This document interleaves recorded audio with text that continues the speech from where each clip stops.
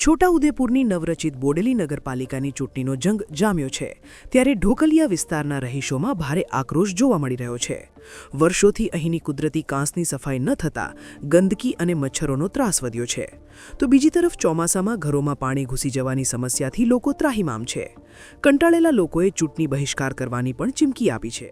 મુશ્કેલી વર્ષોથી અહીં પડે જ છે, વારંવાર પ્રેસ આવે છે, મામલતદાર સાહેબ આવે છે, કલેક્ટર સાહેબ સુધીમાં રજૂઆત થાય છે, પણ કોઈ જાતનું કામ થતું નથી। પબ્લિક હેરાન માંગણી છે, વોટ લેવા આવો, વિકાસ કરો છો, પણ અહીં કોઈ જાતનો વિકાસ થઈ રહ્યો નથી। પહેલાં અમારી જે જરૂરત છે, જીવન જરૂરિયાત પહેલાં એ પૂરી કરો। એ આવવા જવામાં તકલીફ પડે છે, છોકરાઓ ભણવા કેવી રીતે જાય, પડવા કેવી રીતે જાય, આ કિચડમાંથી પ્રસાર થઈને જવું પડે છે દરેક છોકરા। દર વખત વોટ લઈ જાય લોકો નેતાઓ, આ વખત કેવું છે તમારું મન? અમારી ઈચ્છા છે આ વિસ્તારમાં અમારે કોઈ મતદાર કરવું જ નથી અને બહિષ્કાર કરવો છે ચૂંટણીનો। રજાનગર અને વર્ધમાન નગરને જોડતું નાળું તૂટી જતાં લોકોએ જીવના જોખમે ગંદા પાણીમાંથી પસાર થવું પડે છે। પૂર સમયે એનડીઆરએફની મદદ લેવી પડે તેવી સ્થિતિ વચ્ચે હવે મતદારોએ મન બનાવ્યું છે કે જે ઉમેદવાર આ સમસ્યાઓનું કાયમી નિવારણ લાવશે તેને જ મતાધિકાર આપી વિજયી બનાવશે।